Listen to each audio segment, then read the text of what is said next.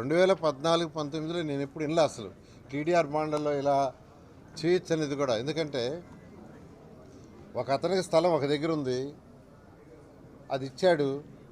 But అతను door number ఎక్కడో 5 కిలోమీటర్లను 3 కిలోమీటర్లు వేసి అక్కడ వాల్యుయేషన్ చూపించేసేసి ఒక 36 కోట్ల వాల్యూది దాదాపు 700 కోట్ల దాకా చేసినట్టు వచ్చింది. అదేవిధంగా తిరుపతిలో కొన్ని వచ్చినాయి. ఇవన్నీ కూడా అంటే వాళ్ళ మీద గడ్జి సాధింపుతో కాకుండా కక్ష సాధింపుతో కాకుండా ఎవరైతే తప్పు చేశారో వాళ్ళు శిక్షించే విధంగా ఎంక్వైరీ జరుగుతుంది.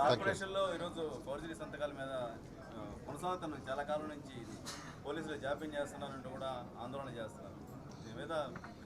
ఫోర్జరీ సంతకం దాని మీద యాక్చువల్గా మన దర్గా రొట్టెల పండుగ జరిగేటప్పుడు మన ఎమ్మెల్యే గారు, రూరల్ ఎమ్మెల్యే గారు యాక్చువల్గా ఆ రోజు చెప్పడం జరిగింది. ఆ రోజు ఎస్పీ గారు, కలెక్టర్ గారు కూడా ఉన్నారు, మేమంతా ఉన్నాం మంత్రులు. అప్పటికప్పుడు ఇన్స్ట్రక్షన్ ఇచ్చాం, ఇమీడియట్గా ఎమ్మెల్యే గారి యొక్క దీని ప్రకారం చేయమని. వెంటనే ఎస్పీ గారు యాక్చువల్గా కేసు రిజిస్టర్ చేసి దాని మీద ఎంక్వైరీ చేస్తున్నారు. త్వరలో ఎవరైతే చేశారో తప్పు వాళ్ళు దోషం పట్టుకోవడం జరుగుతుంది. నేను మొన్నే టెక్నికల్ టీమ్ సాఫ్ట్వేర్ వాళ్ళని పిలిపించి టౌన్ ప్లానింగ్ డైరెక్టర్ని, తర్వాత సిడిఎంఏ కమిషనర్ గారిని పిలిచి మాట్లాడాను.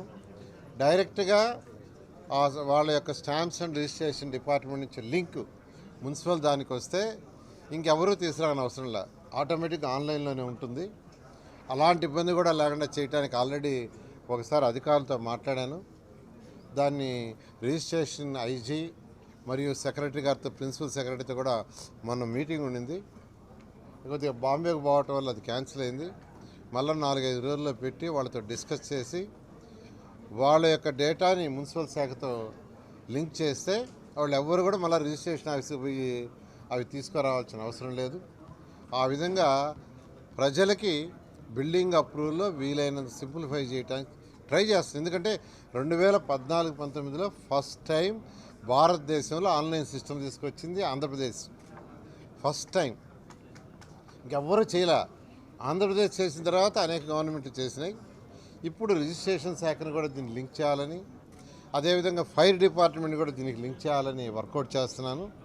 వాటిని కూడా వీలైనంత తొందరలో లింక్ చేస్తే ప్రజలు మళ్ళా రిజిస్ట్రేషన్ డిపార్ట్మెంట్ కానీ ఫైర్ డిపార్ట్మెంట్ కానీ ఇలా పోకుండా ఆన్లైన్లోనే అన్యాయతగా చేయడం జరుగుతుంది. కాబట్టి నెల్లూరు ప్రజలకు మరోసారి చెప్తున్నాను, నెక్స్ట్ వీక్ వచ్చినప్పుడు కూడా నేను మళ్ళీ ఈ డ్రైవ్ చేస్తాను. ఈ యొక్క కంప్లైంట్స్ జీరో అయ్యేదాకా ఈ డ్రైవ్ ఉంటుందని నెల్లూరు కార్పొరేషన్లో ప్రజలందరికీ తెలియజేస్తున్నాను. Thank you.